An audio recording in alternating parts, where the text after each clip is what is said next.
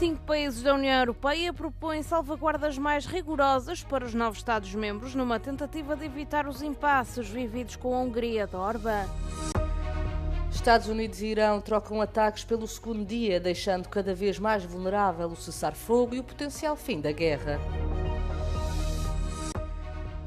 Bulgária anunciou que vai suspender o envio de armas e munições dos estoques do seu exército para a Ucrânia.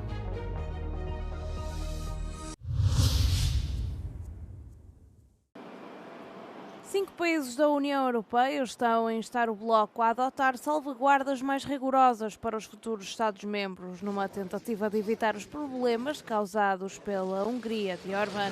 Uma proposta conjunta da Alemanha, França, Países Baixos, Bélgica e Luxemburgo recomenda o reforço dos tratados de adesão para permitir a suspensão dos fundos e dos direitos de voto dos novos Estados-membros, se estes violarem os princípios da União Europeia. O poder de veto dos recém-chegados seria igualmente limitado para evitar o bloqueio de decisões fundamentais. A iniciativa é uma resposta à experiência recente da União Europeia com Viktor Orbán. O antigo primeiro-ministro húngaro conduziu reformas que enfraqueceram o Estado de Direito e votou a ajuda financeira à Ucrânia. Bruxelas está na fase inicial da redação do Tratado de Adesão de Montenegro, o primeiro da lista de espera. O documento é deliberadamente calendarizado para garantir que o Tratado de Montenegro estabelece um modelo para os restantes candidatos, incluindo a Ucrânia, a Moldova, a Albânia, a Macedónia do Norte e a Sérvia. Embora nenhum candidato seja explicitamente destacado, algumas referências do documento parecem refletir preocupações quanto à Ucrânia. Os Estados Unidos da América lançaram novos ataques contra o Irão na madrugada de quinta-feira, num segundo dia de agressões que tornam o cessar-fogo e o potencial fim da guerra cada vez mais vulneráveis. Os órgãos de comunicação social iranianos noticiaram explosões no sul do país, perto do Estreito de Hormuz, a mesma zona onde as forças norte-americanas já tinham bombardeado a defesa aérea, radares e outras instalações um dia antes. O Irão respondeu afirmando ter atingido 2 navios que tentavam passar pelo estreito e ter fechado novamente a via navegável a qualquer tráfego naval. Contudo, o Comando Central dos Estados Unidos da América desmentiu este facto, afirmando que os navios comerciais continuam a passar. Teherão também lançou ataques contra as bases norte-americanas no Bahrein e no Kuwait, o que levou o Kuwait a fechar o seu espaço aéreo. Donald Trump afirmou que se o Irão não aceitar as condições impostas para pôr termo à guerra que dura há 3 meses, os Estados Unidos da América continuarão a campanha de bombardeamento. O presidente dos Estados Unidos da América, Donald Trump, afastou na quarta-feira as preocupações sobre a subida da inflação no consumidor para um novo máximo de 3 anos em maio, devido à subida dos preços da energia causada pela guerra no Irão. Ao contrário, Trump elogiou os números, afirmando que o alívio estava a caminho devido a uma operação militar secreta para fazer passar o petróleo pelo Estreito de Hormuz. You know what I really love? I love the inflation. You know why? Because as soon as this war is over, you know, I can say it now. Something you didn't know. Do you know we've been taking out millions of barrels of oil? Nobody knows it. You know who doesn't know about it?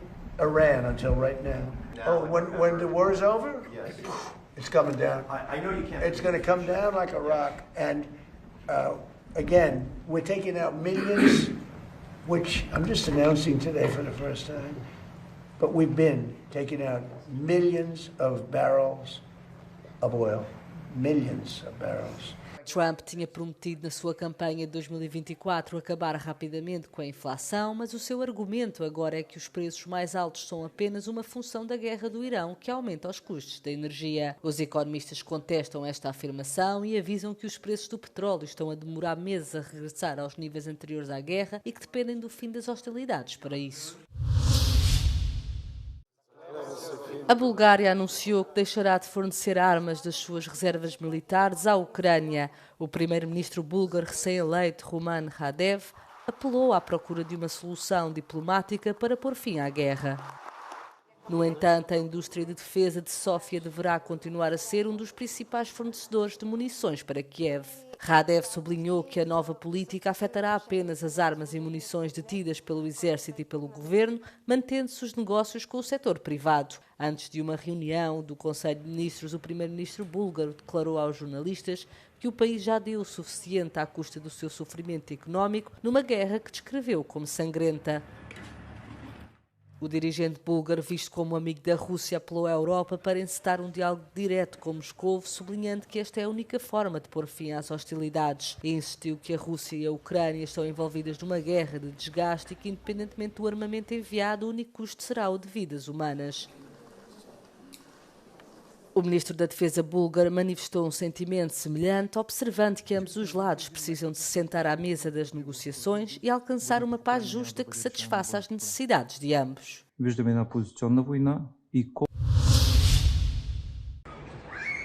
Uma pessoa morreu numa explosão de um carro em Balachica, perto de Moscovo, num bairro para famílias de militares. A sua identidade ainda não foi revelada pelas autoridades russas. Os investigadores estão a trabalhar no local da explosão e, de acordo com vários relatos da imprensa russa, o dispositivo explosivo foi colocado no banco traseiro do carro ou na estrada e teria o equivalente a entre 400 a 500 gramas de TNT. A explosão em Balachica ocorreu a algumas centenas de metros do local onde, em abril do ano passado, o tenente-general russo Yaroslav Moskalik também foi morto num atentado com carro-bomba. O general participava regularmente nas negociações relativas à guerra na Ucrânia. Pouco tempo depois, o Serviço Federal de Segurança russo deteve um homem que identificou como um agente dos serviços secretos ucranianos e acusou de organizar a explosão. Em novembro passado, foi condenado à prisão perpétua.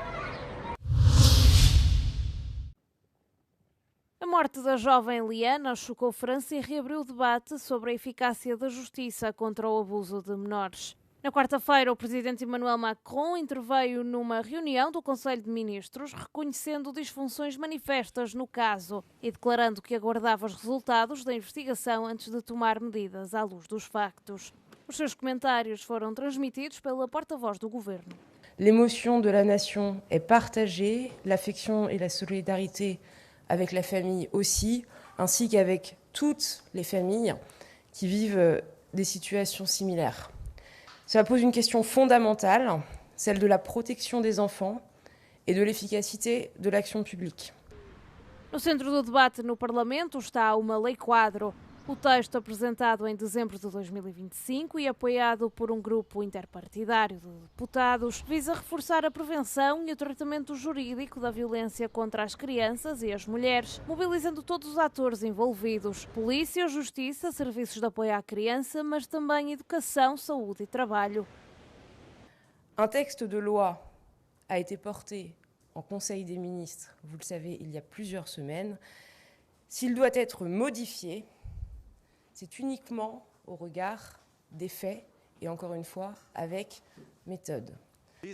Por seu lado, o primeiro-ministro Sébastien Lecornu anunciou a preparação de um decreto para os próximos dias que exigiria a fundamentação de qualquer arquivamento de queixas de crimes sexuais contra menores.